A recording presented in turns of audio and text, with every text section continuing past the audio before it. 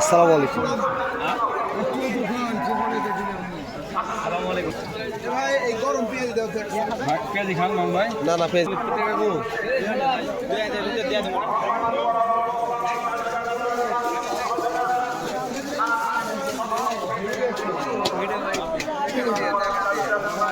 ওটি 50,000 টাকা আগে ভালো দিচ্ছে সব মিস করছি।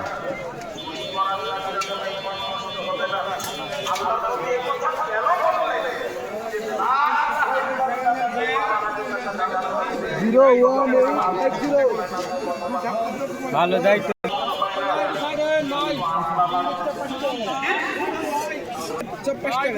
এগুলা কি রে ভাই? Smoke biscuit.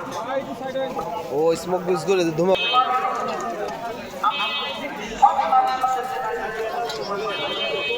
এই যে বিখ্যাত চটপটিওয়ালা আমাদের বন্ধু বর ভাই। আপনার বেচা কিনা আজকে কেমন হচ্ছে ভাই? আলহামদুলিল্লাহ ভাই না বেচা কিনা ভালো না? খুবই ভালো। হ্যাঁ জামাল আছে শেষের পথে। মাল শেষের মতে না? হ্যাঁ ধন্যবাদ।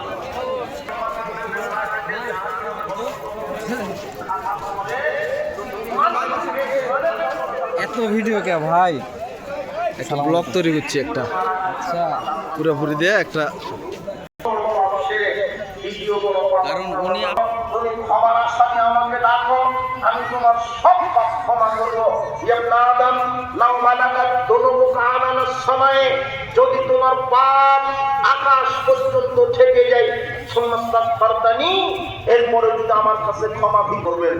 ক্ষমা মানে এই নয় যে বিচার মাঠে আপনি গেলেন, আপনার ক্ষমা করলেন, জাহান্নাম খাটার পরে আল্লাহ বলবেন ঠিক আছে হয়েছে, এখন তোমাকে ক্ষমা করা হলো, তোমার পাপ ক্ষয় হয়েছে, এখন কত বড় পাপ হোক, জেনা করলে কি ভেঙে যায় না? ঈমান। কিন্তু শিরক করলে কি ভেঙে যায়? ঈমান ভেঙে যায়। এই জন্য ঈমান যদি না থাকে তাহলে জান্নাতে প্রবেশ করা যাবে না। ঈমান যদি না থাকে, জান্নাতে প্রবেশ করতে ঈমান লাগে, জান্নাতে যেতে গেলে ঈমান লাগে।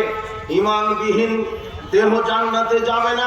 এই জন্য যারা শিরক করে মারা যাবে এরা জান্নাতে যাবে না।